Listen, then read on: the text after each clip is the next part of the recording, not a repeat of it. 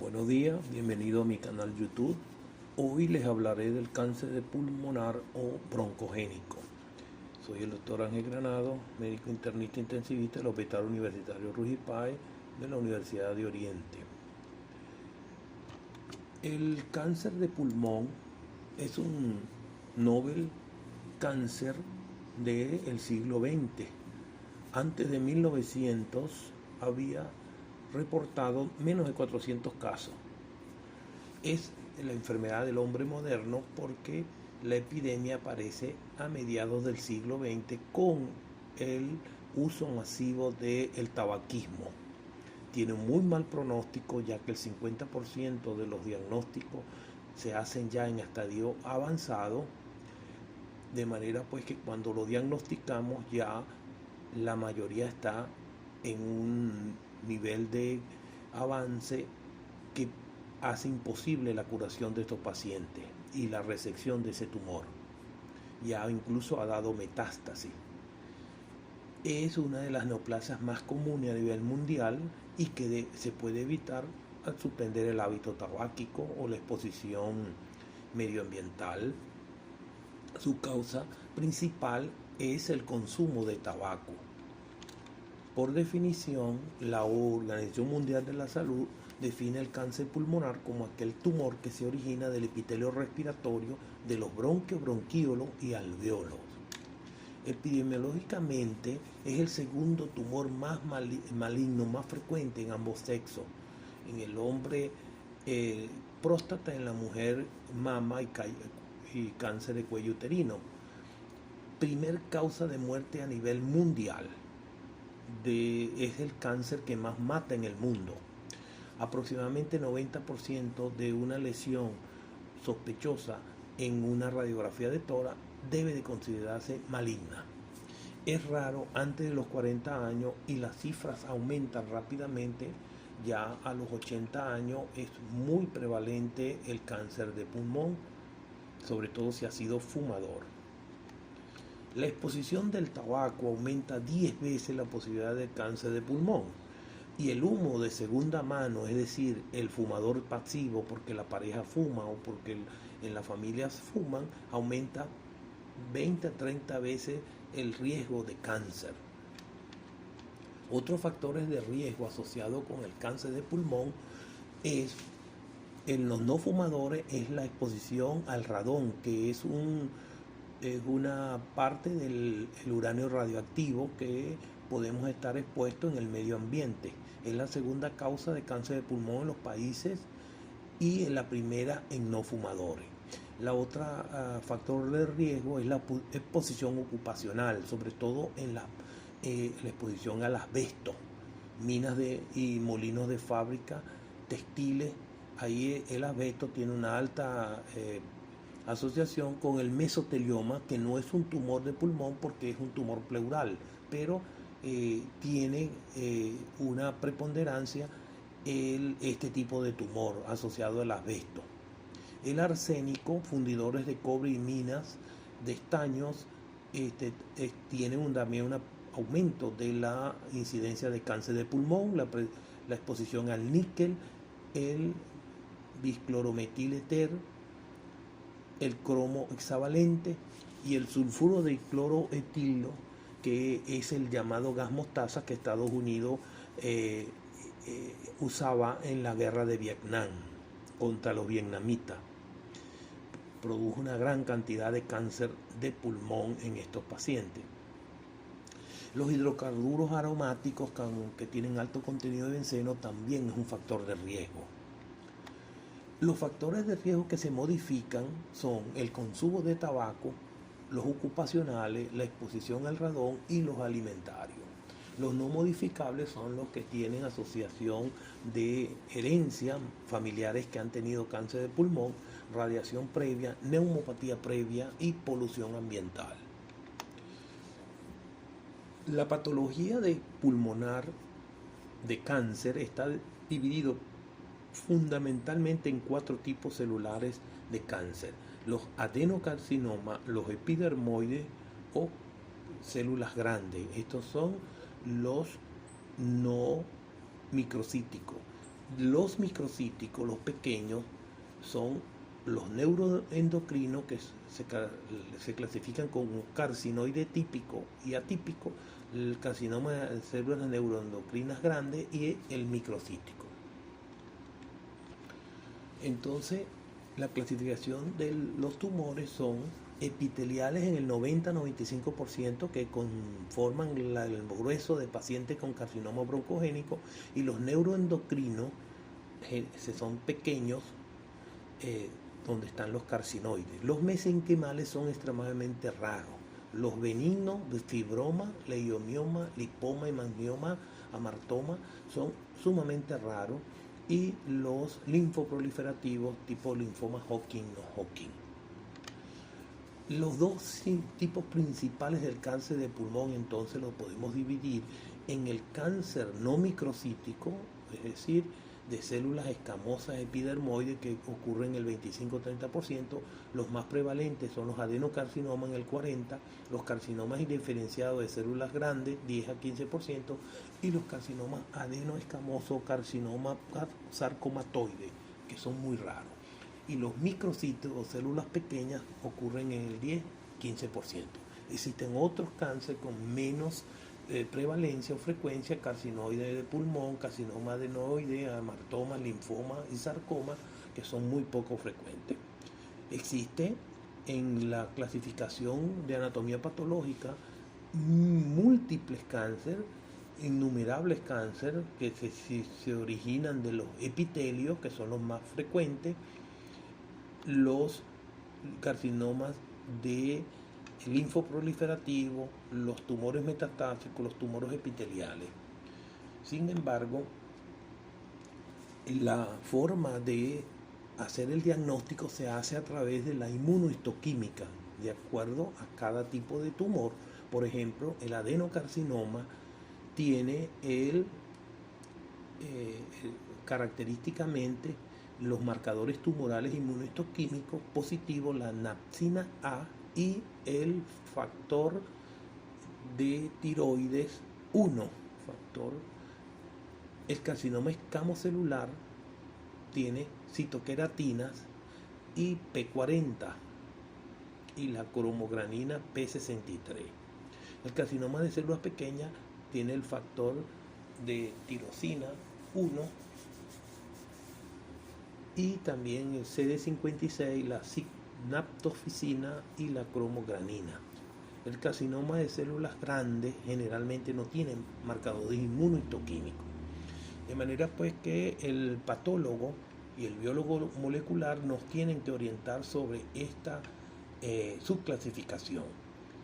La expresión diferencial de los marcadores inmunohistoquímicos en la mayoría de los tumores, tanto primarios como metastásicos de pulmón, entonces sigue un algoritmo. Si tiene el marcador C20 positivo y el CK7 positivo, es un tipo de tumor. Si es CK20 negativo y CK7 positivo, da otro tipo de tumor.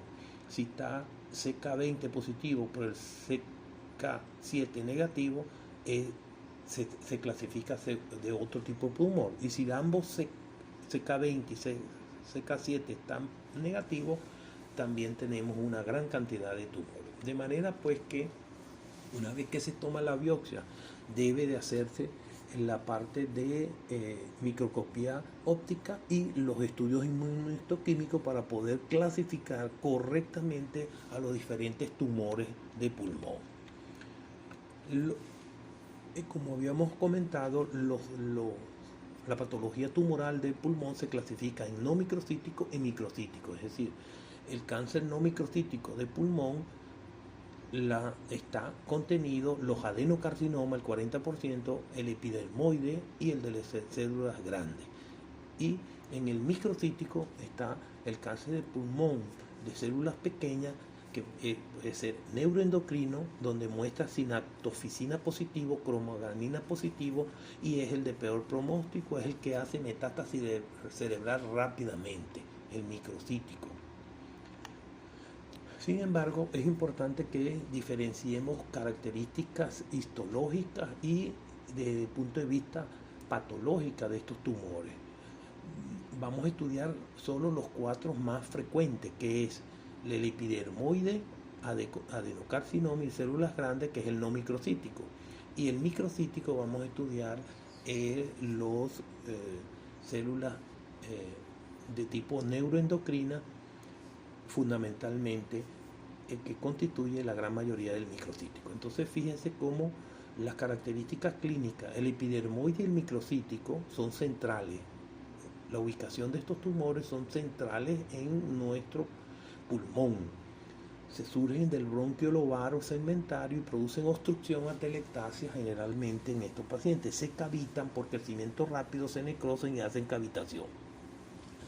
El microcítico, que es un tumor neuroendocrino, es central también, contiene nódulos secretores hormonales de tipo, produce síndrome paraneoplásico Cushing, síndrome de secreción inapropiada, son de mal pronóstico y producen metástasis distantes rápidamente. A diferencia del adenocarcinoma y el células grandes, que son periféricos, ocurren en la periferia del pulmón. Usualmente son solitarios, el adenocarcinoma, el crecimiento lento, cavitan con menos frecuencia y son frecuentes en mujeres no fumadoras. Y las células grandes son lesiones periféricas grandes, diagnóstico de exclusión, excluimos si no tiene características epidermoide, adenocarcinoma y microcítico, consideramos que células grandes. Son de crecimiento extremadamente rápido y dan metástasis.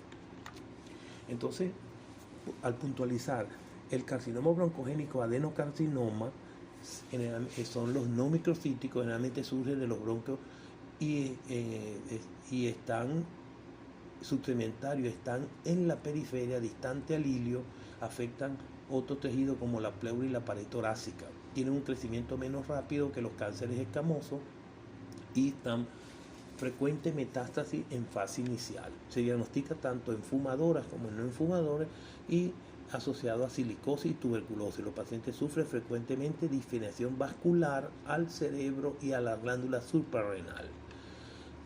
El adenocarcinoma está constituido por células binucleadas que tienen mucina. En el 80% de los casos son células que producen moco. Se origina particularmente en las células de las glándulas bronquiales. El adenocarcinoma bronquial es el tumor asociado más frecuentemente a lesiones cicatrizales pulmonares. Aquí tienen una imagen de un adenocarcinoma en este paciente. La clasificación de la OMS en 2011 del cáncer pulmonar, tenemos adenocarcinoma, se quitó el carcinoma bronquialveolar para no confundirlo con el carcinoma broncogénico. Tiene varias formas: lepídico, acinar, papilar, micropapilar, sólido y variante. Y se consideran como lesiones premalignas de este tumor al adenocarcinoma mínimamente invasivo y las lesiones preinvasoras como hiperplasia adenomatosa típica y el adenocarcinoma in situ.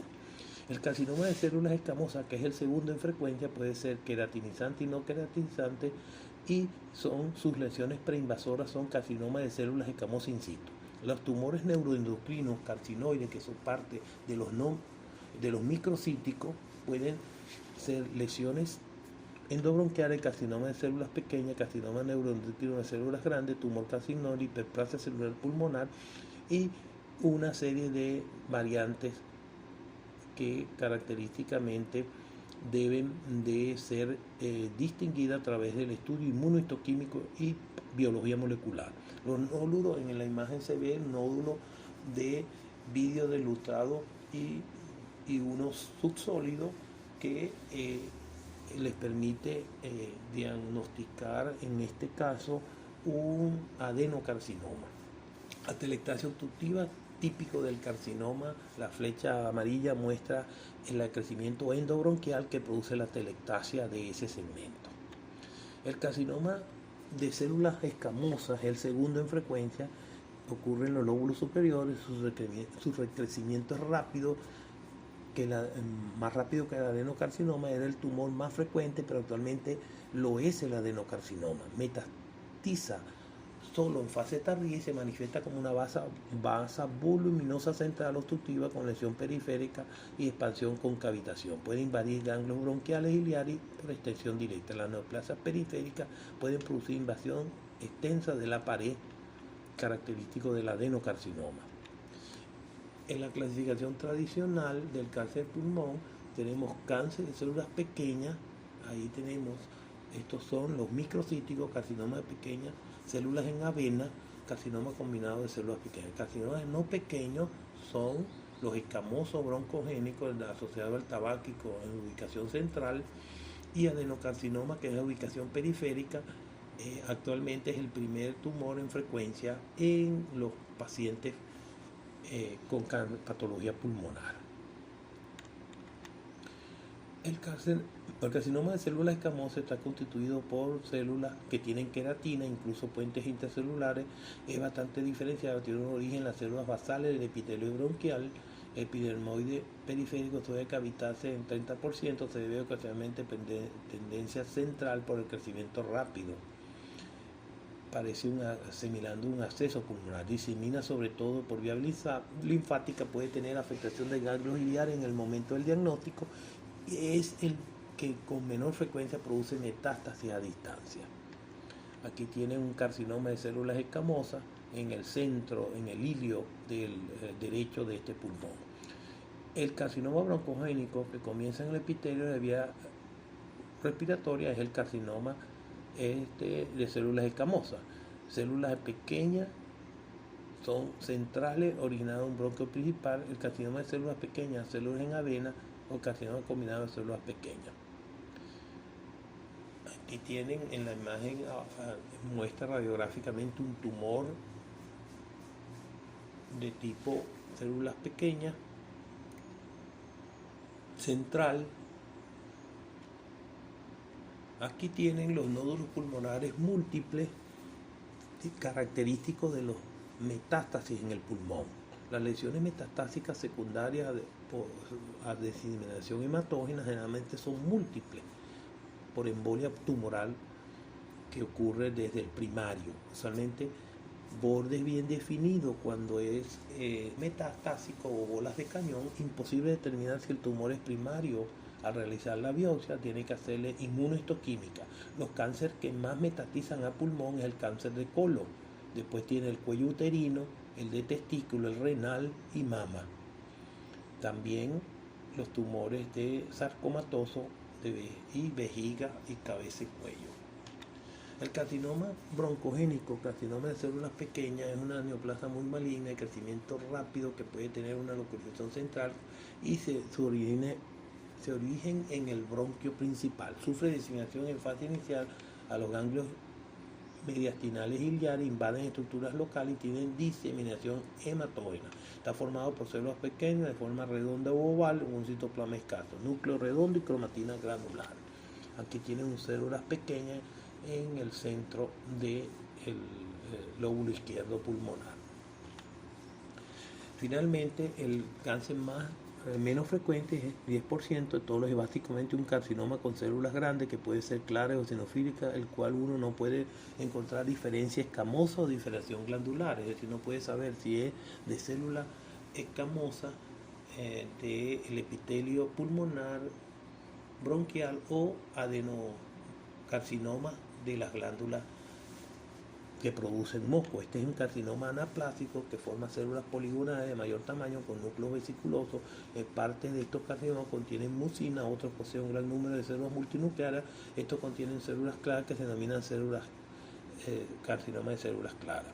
Las células son de tamaño constante, pero no se pueden conocer si tienen estructuras glandulares o epiteliales. Aquí tiene un tumor de células grandes en la periferia del pulmón. Para que el patólogo nos pueda ayudar en el diagnóstico diferencial, si es un carcinoma escamoso, a un adenocarcinoma, un carcinoma de células grandes, un carcinoma microcítico de células pequeñas, tiene que hacer la parte de inmunohistoquímica. En general, dependiendo de la localización, la diseminación regional es típico del microcítico, diseminación a distancia, típico del microcítico, y el síndrome paraneoplásico es el síndrome de los tumores microcíticos neuroendocrinos que producen hormonas. La detección temprana, por lo tanto, en el cáncer de pulmón es necesario porque como comentaba, el 50% cuando usted descubre un cáncer de pulmón ya es por metástasis o porque ya ha tenido un crecimiento inusitado más de 3-4 centímetros, lo cual lo hace inoperable y que disminuye la probabilidad de sobrevivencia. Por lo tanto, se recomienda en personas fumadoras, en personas que tienen antecedentes familiares de cáncer de pulmón, hacer una detección temprana a través de una radiografía y citología. Si hay alguna disputa, si hay alguna sospecha, hacerle una tomografía llamada TECAR o una tomografía de alta resolución con baja dosis de radiación con cortes pequeños de 2 a 2.5 milímetros para tratar de detectar cáncer. Esto se demostró que el estudio NLST demostró que haciendo este abordaje de tomografía de alta resolución podemos reducir el número de la mortalidad de pacientes con CA de pulmón. La detección temprana de un tumor de pulmón, lo más importante es la prevenir, es decir, de quitar el hábito tabáquico. En lugar, la detección temprana es la estrategia más eficaz para reducir la carga de cáncer y de morbimortalidad por cáncer a largo plazo. Muchos paneles de expertos han recomendado la detección temprana desde el año 2014 para grupos de riesgo que cumplen parámetros demográficos y tabaquímicos específicos. ¿Por qué se justifica la detección temprana? Porque es la principal causa de muerte por cáncer a nivel mundial. El resultado clínico está directamente relacionado con el estadio, cuando se diagnostica el tumor. La supervivencia a 5 años es 92% en estadio 1A y de 0 en el estadio 4B. Por lo tanto, en la medida que podamos diagnosticar tempranamente el tumor, tiene mejor sobrevivencia en relación al tamaño del tumor y su supervivencia. El 75% tienen síntomas debido a enfermedad avanzada, que ya no, criterio de que no hay curación, y a pesar de los avances de la terapia, la supervivencia sigue baja. Fíjese, la supervivencia en los primeros estadios está en el orden del 90 al 75% en 5 años, pero ya los estadios 4A y B tiene de 0 a 10 porcentaje de supervivencia. En relación a nódulo y masa tumoral, debemos alertar que el nódulo pulmonar es la opacidad redonda con borde probablemente o bien definido hasta 3 centímetros. Si es más de 3, ya se llama masa pulmonar. Y el micronódulo es cuando el tamaño es entre 5 y 7 milímetros. De manera pues que para usted hacer diagnóstico de micronódulo tiene que hacer una tomografía de alta resolución. Y característica de nódulo pulmonar solitario, cuando usted consigue un solo nódulo, no es sinónimo de cáncer de pulmón, pero hay características que sugieren su benignidad, como son si el paciente tiene calcificaciones, características con calcificaciones en laminares o en forma de grumos.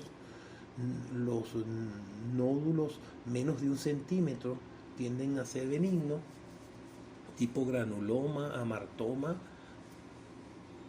y los más característicos en el amartoma es la disposición de grasa, porque son tumores benignos que no tienen evidencias de malignidad cuando se biopsian. Entonces, un tumor pulmonar solitario, ¿qué predice que sea benigno imagenológicamente? Pequeños, menos de 1 centímetro, bordes lisos y definidos, grasa dentro del nódulo, eso sugiere amartoma, patrones benignos de calcificación central, sólida, difusa, laminada o palomitas de maíz, que es típico del amartoma. La presencia de arterias nutricias y drenaje venoso también lo sugiere. Micronódulos satélites, halo de vidrio deslustrado y realce en la periferia. Ahí tienen las imágenes de la calcificación sólida, calcificación central, calcificación laminada como en hoja de cebolla y calcificación de palomitas de maíz. Y la grasa indicando como un amartoma.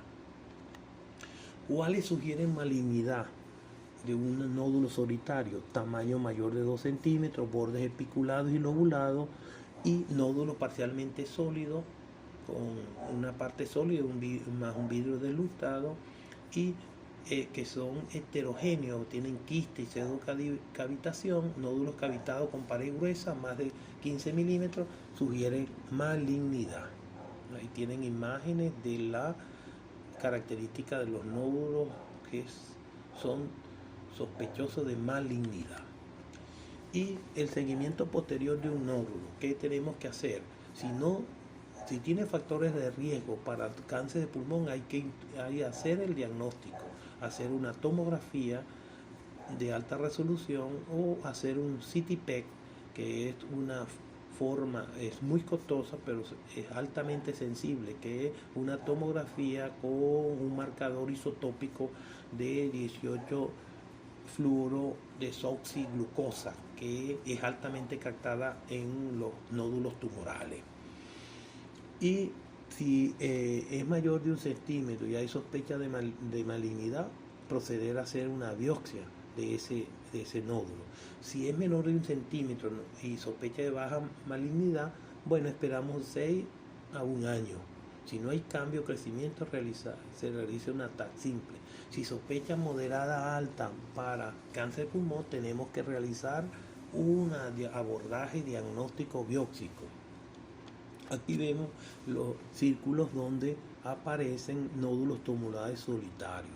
El pezón a veces confunde, están a la misma altura del tórax, lo cual y equidistante y simétrico, eso hace sospechar que es la imagen del pezón. ¿Cuál es la clínica de un paciente con cáncer pulmonar? Generalmente lo más importante es la tos. 75% tienen tos, tienen pérdida de peso, disnea, dolor torácico y hemoptisis y dolores en los huesos por metástasis ósea ya, ronquera por afectación del laringio recurrente. Pero los signos que conseguimos en estos pacientes generalmente va a depender de la localización del tumor y su tamaño, porque si tiene una tumoración central que obstruye la vena cava, vamos a tener un síndrome de vena cava superior, típico en los tumores de crecimiento central como es el broncogénico y el tumor microcítico que ya vimos. Las manifestaciones clínicas generalmente afectan a varones mayores de 50 a 65 años con máxima a los 55 y 60 años, tos intermitente crónica, 75% de los pacientes tienen tos como síntoma principal, la hemoptisis puede aparecer en 50%, el paciente que tose con hilos de sangre. Es inusual la hemoptisis masiva, típico del carcinoma broncogénico, que está invadiendo el bronquio. Dolor inespecífico sordo en el tórax, aunque no haya afección de la pared torácica. Fiebre, punto purulento, sibilancia, cuando se produce obstrucción bronquial y se hace una neumonía. Ronquera por invasión del laringe recurrente en metástasis ganglionares. De manera que el cuadro clínico va a estar determinado fundamentalmente del tamaño del tumor y el tiempo de evolución. Inicialmente es asintomático, se detectan en etapas avanzadas generalmente el tumor de pulmón. Cuando se presenta síntomas dependen entonces de localización del tumor, si es central o periférico, los síntomas de contigüidad por efecto de masa, edema en esclavina o tumor de Pancoas por infiltración del plexo cervical cervicobraquial. Metástasis a distancia o síndromes paraneoplásicos serían los síntomas sistémicos de un cáncer. Ahora, en la localización del tumor, los tumores centrales tipo carcinoma broncogénico, células escamosas o el tumor microcítico neuroendocrino causan tos, hemoptisis, atelectasia obstructiva generalmente son epidermoides y microcíticos. Y los tumores periféricos, adenocarcinoma y células grandes, producen dolor pleurítico, derrame pleural maligno y nódulo pulmonar solitario con las características que ya vimos. Los síntomas por contigüidad, produce disfagia y pérdida de peso, disnea obstructiva, disfonía y ronquera y parálisis del hemidiafragma por compromiso del nervio frénico. Los síntomas por contigüidad también, si avanzan hacia el pericardio y producen infiltración del pericardio, producen taponamiento cardíaco, si ocluyen la vena cava superior, síndrome de esclavina, si afectan el plexo cervicobraquial, producen síndrome de Pancoas, y si afectan el simpático cervical de la cadena ganglionar, van a producir el síndrome de Claude-Bernard Horner. El edema de esclavina, característicamente por infiltración de la cava superior, va a producir inubitación yugular, circulación colateral y cianosis. Y esta se debe a obstrucción vascular con extensión pericárdica, cardíaca con taponamiento, obstrucción linfática con consiguiente derrame pleural y de inseminación linfangítica a los pulmones provoca hipoxemia y disnea. El tumor de Pascoa clínicamente se manifiesta, es una manifestación de complicaciones extrapulmonares de pulmón. Característicamente el tumor está en el vértice pulmonar, invade el plexo cérvico-braquial y el plexo simpático cervical y produce dolor en el brazo derecho, en este caso porque está en el lado derecho, parálisis de los músculos del brazo y de la mano y atrofia muscular a nivel de los miembros superiores. Y el síndrome de Claude-Bernard Horner se debe a compromiso del simpático cervical que va a producir ptosis, miosis, anhidrosis y disminución del tamaño del globo ocular o de la hendidura vertebral que se llama enoftalmo. Y eso se debe a compromiso del nervio simpático a nivel de afectando el núcleo, la vía del tracto de Edinger-Westphal del complejo nuclear del tercer par, lo cual produce esta característica clínica del síndrome de Claude-Bernard Horner. Los síntomas paraneoplásticos por los tumores microcíticos endocrinos son el síndrome de Cushing por producción de ACTH, adenocorticotropia, hiponatremia por síndrome de secreción inapropiada de hormona tiroinética, hipercalcemia por péptido similar a paratormona o el carcinoma típico del carcinoma epidermoide y la hipocalcemia por tumor similar a la calcitonina. Estos tumores neuroendocrinos generalmente son de células pequeñas, microcíticos. Y las manifestaciones neuromusculares, la miastenia grave o síndrome de Eaton-Lambert, la neuropatía periférica, degeneración cerebelosa subaguda y degeneración cortical, típico, es una de las características neuromusculares paraneoplásticas del sea broncogénico y la polimiositis. Los otros síndromes paraneoplásticos característicos es la acanthosis nígrica, por factor de crecimiento epidémico que produce este tumor y la dermatomiositis. Las osis articulares tenemos la agropaquia, el 30% de los cánceres de pulmón, fundamentalmente los carcinomas epidermoides, es el que produce esta manifestación.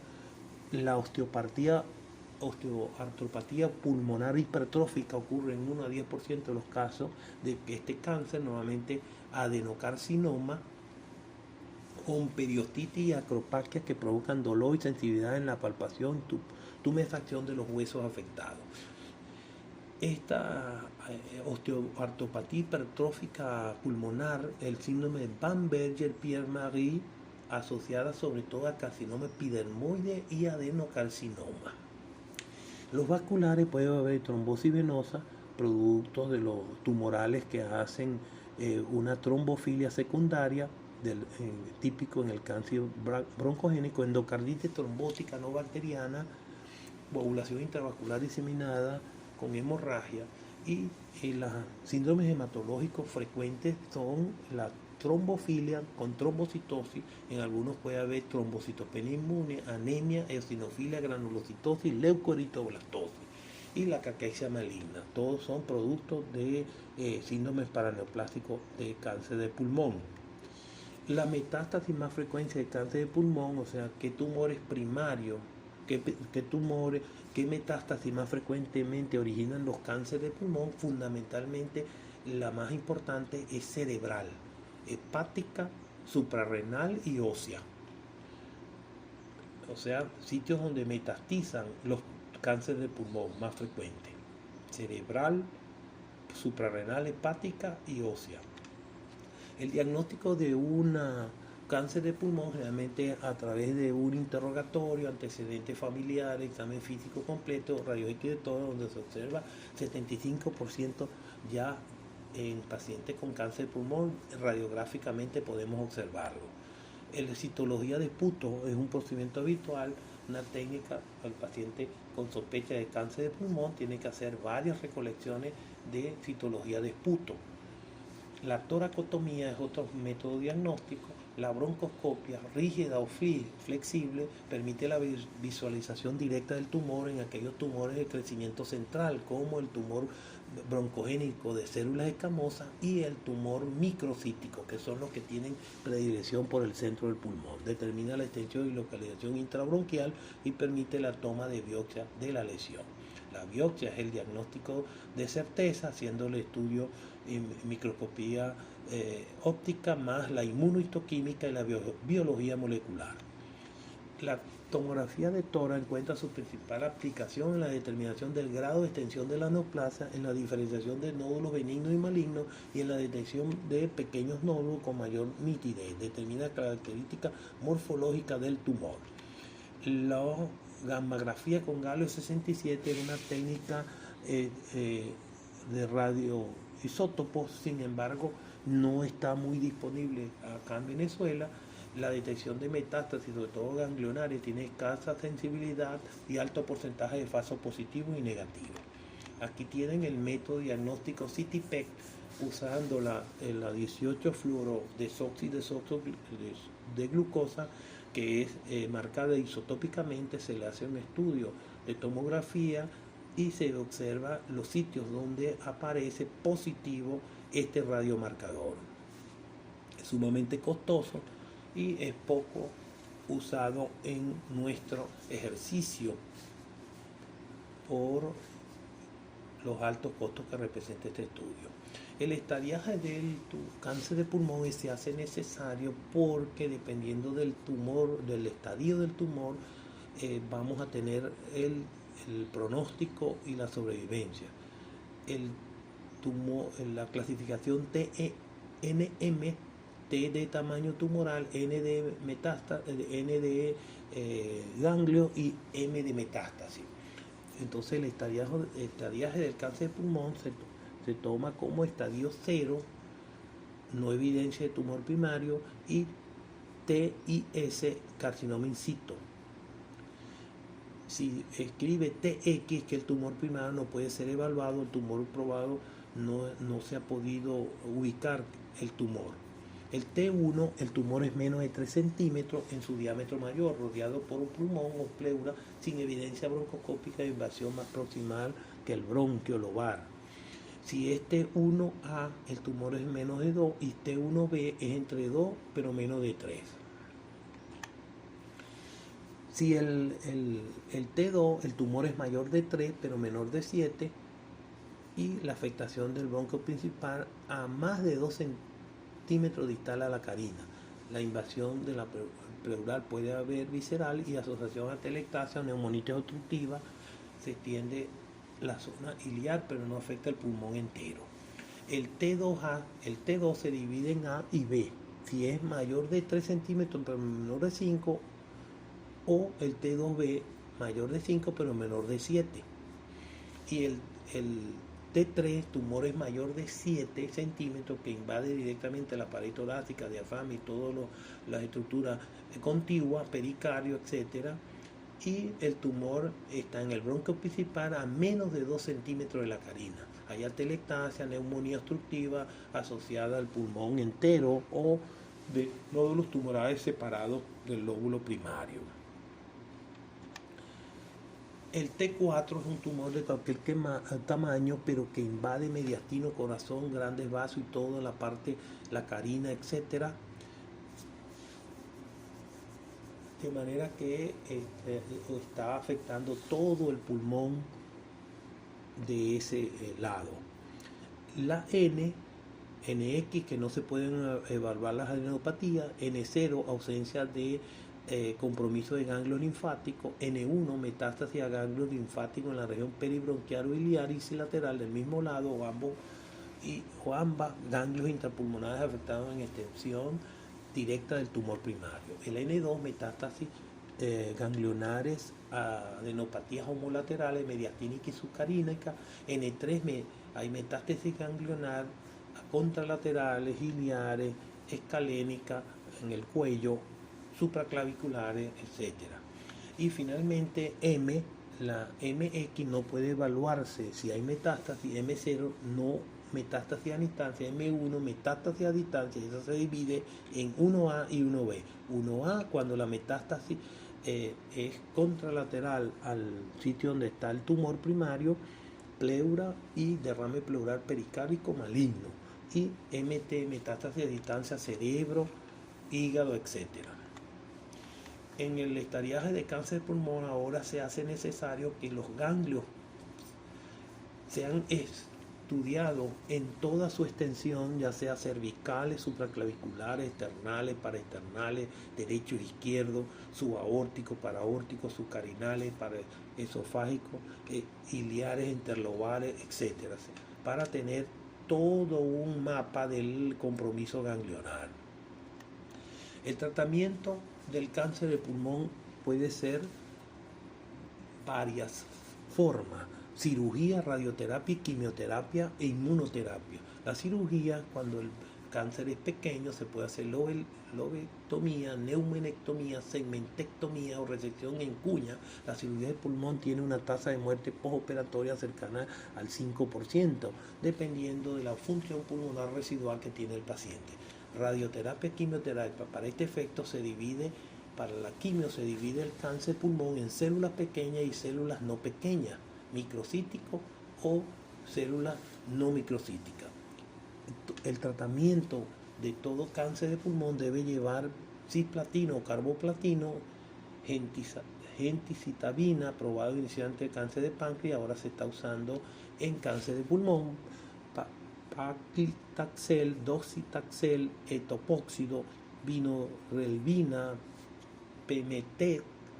pemetrexed, de manera que es cantidad de quimioterápicos que se usan en el cáncer de pulmón dependiendo de nuestra inmunistoquímica. No puede ser tratado un cáncer de pulmón si usted no ha hecho inmunistoquímica, porque se ha visto que si usted no trata al cáncer de pulmón de acuerdo a la inmunistoquímica puede tener peores resultados.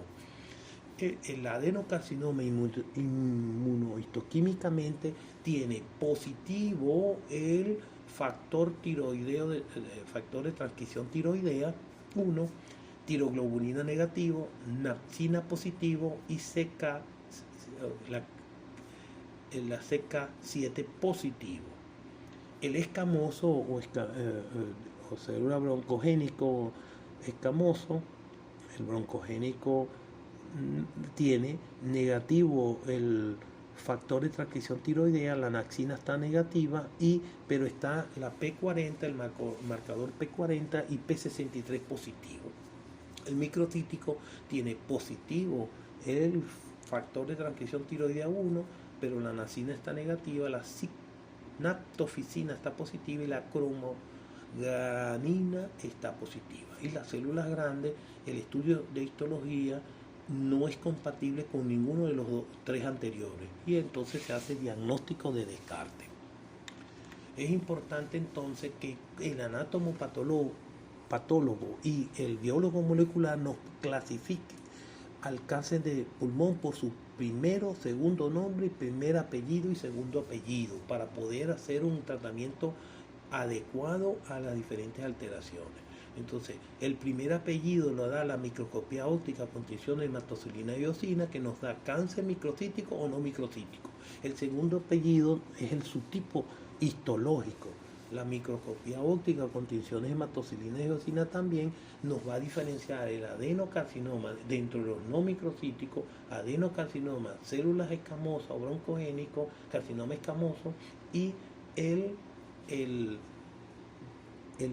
el carcinoma el adenocarcinoma lo tenemos que hacerle marcadores si no demuestra el factor de transcripción tiroideo positivo o naxina positiva y el P63 y el P40. Entonces esto nos va a dar el segundo nombre, si es adenocarcinoma o si es escamoso, célula broncogénico de célula escamosa. El primer apellido de esto es si muestra en la tinción para la proteína de muerte celular programada, el ligando de esa proteína, si se muestra en el tumor expresión de esa proteína en más del 50% o menos del 50%, o expresión menos del 1%. En ese caso se usa quimioterapia más inmunoterapia, se usa ligando de la proteína de apoptótica.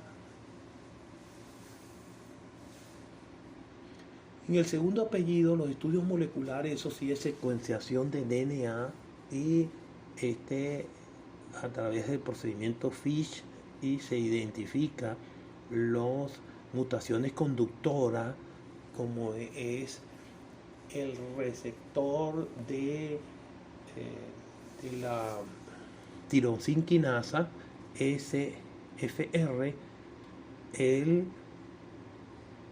las mutaciones del linfoma anaplásico, ALK, el MET, el RAS, el BRAF, todo eso son mutaciones conductoras que van a permitir que las células del pulmón se hagan carcinoma o adenocarcinoma.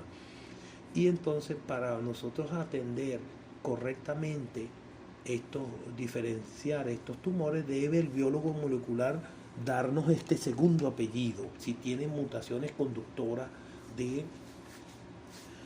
neoplasia.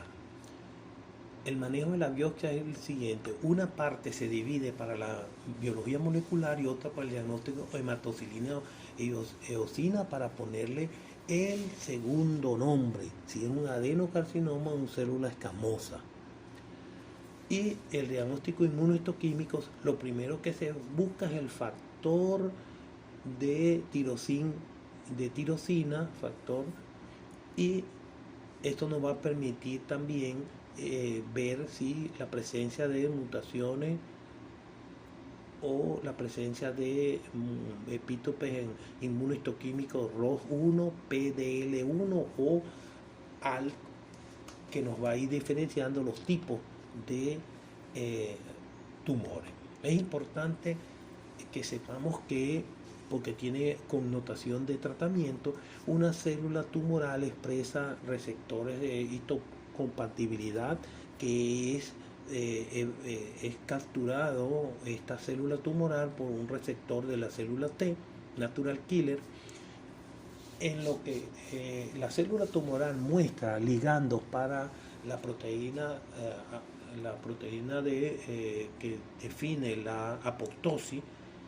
Si ella se fija en el receptor de la célula T, impide que la célula T la destruya, porque impide que la célula T produzca gamma interferón y el factor de tumoral alfa, que va a destruir la célula.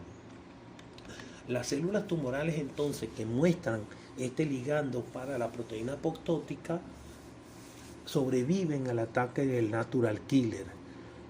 Por lo tanto, hay que evitar esa unión del ligando de la proteína apoptótica que induce apoptosis celular, muerte celular programada, y entonces una vez que la célula tumoral muestra este ligando, agota la célula T, inhibe la apoptosis de ella y aumenta su sobrevivencia. Por lo tanto, un mecanismo para tratar esta célula que muestra el ligando para la proteína apoptótica de muerte celular nos va a servir en el tratamiento inmunoterápico.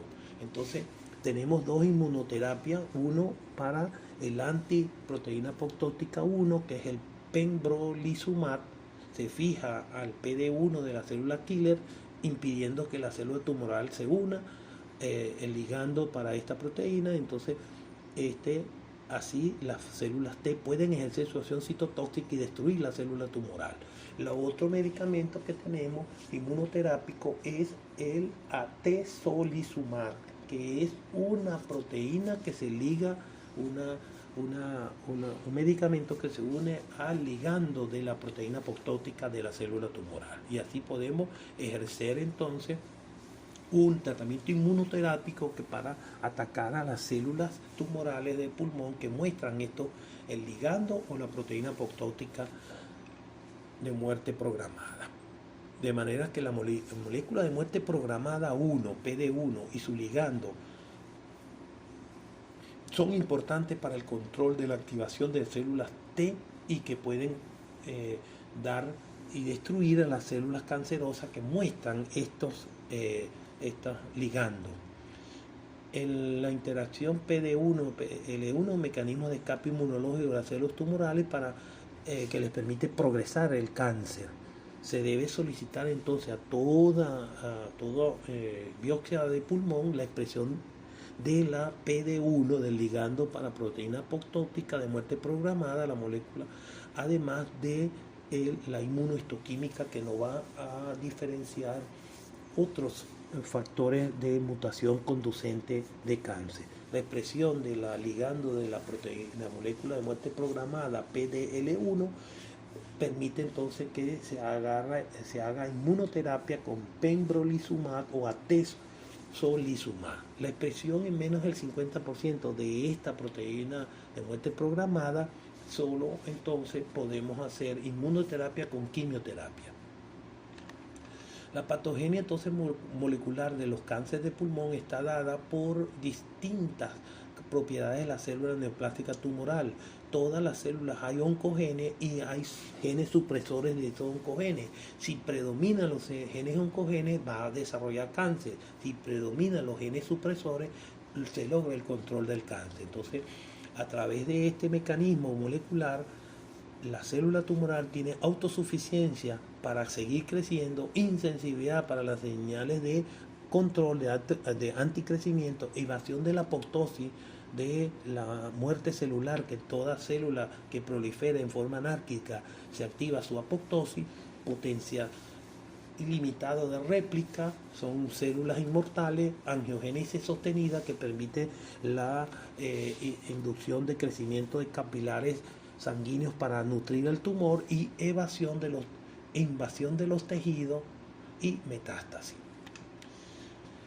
De manera pues que la patología molecular, el biólogo molecular nos va a permitir ver en los adenocarcinomas si hay mutaciones conductoras para proliferación de este tumor, conducen el comienzo y perpetúan a la célula tumoral. Las mutaciones conductoras sirven como puntos débiles para combatir a estos tumores. Hay muchas mutaciones conductoras y hay que tratar de que el patólogo y el biólogo molecular no las identifique, como son el CRAS, el receptor de crecimiento ligado a la tirosinquinasa, como el EGFR, el BRAF, el MET, el ALK, el RET, el ROS1, todas esas son mutaciones conductoras que nos van a identificar y que podemos ser blancos de terapeutas para estas condiciones. La mutación de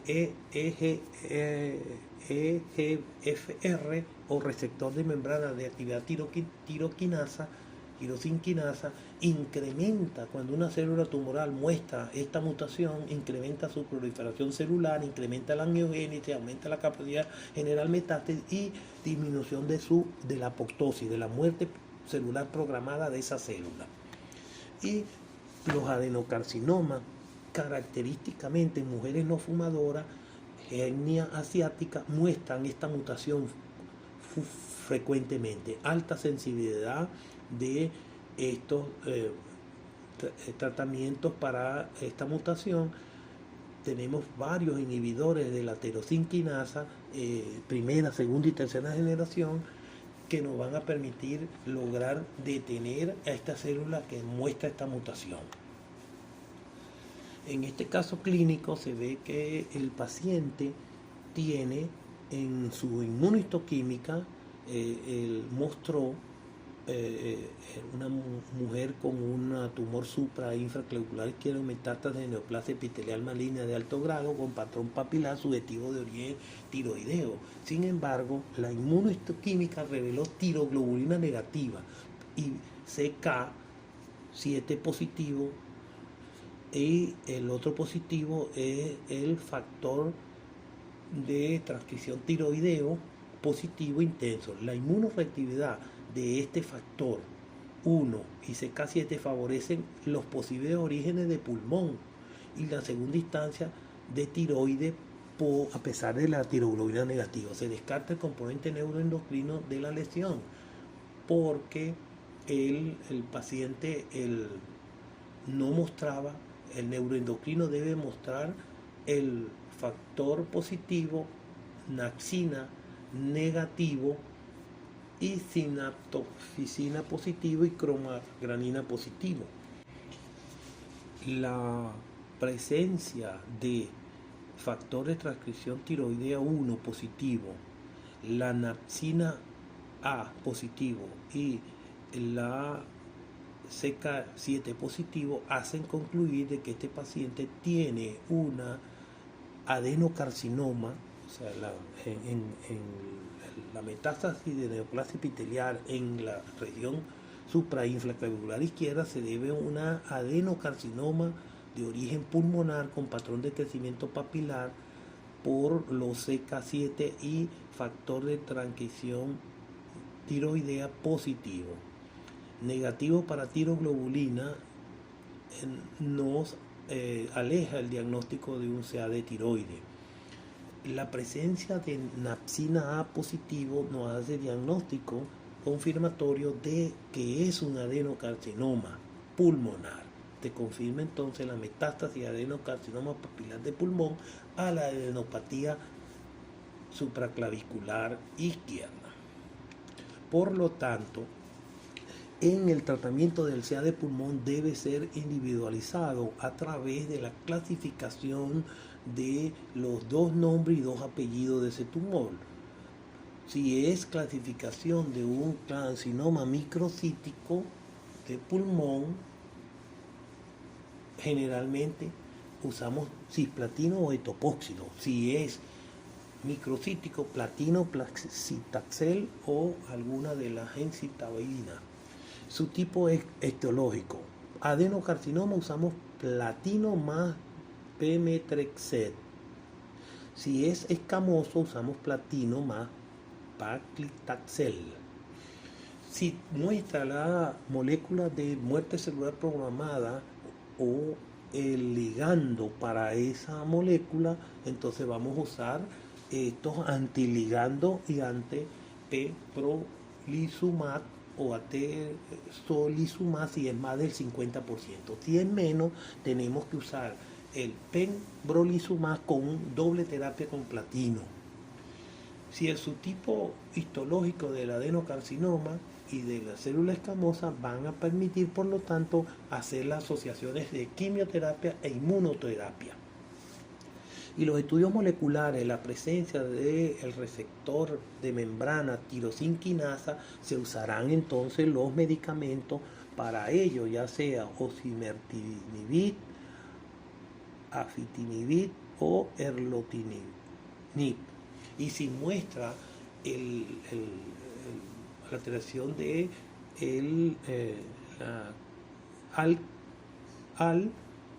que es la característica del linfoma anaplásico, entonces usamos otros medicamentos. De tal manera que el tratamiento del cáncer de pulmón es sumamente específico e individualizado.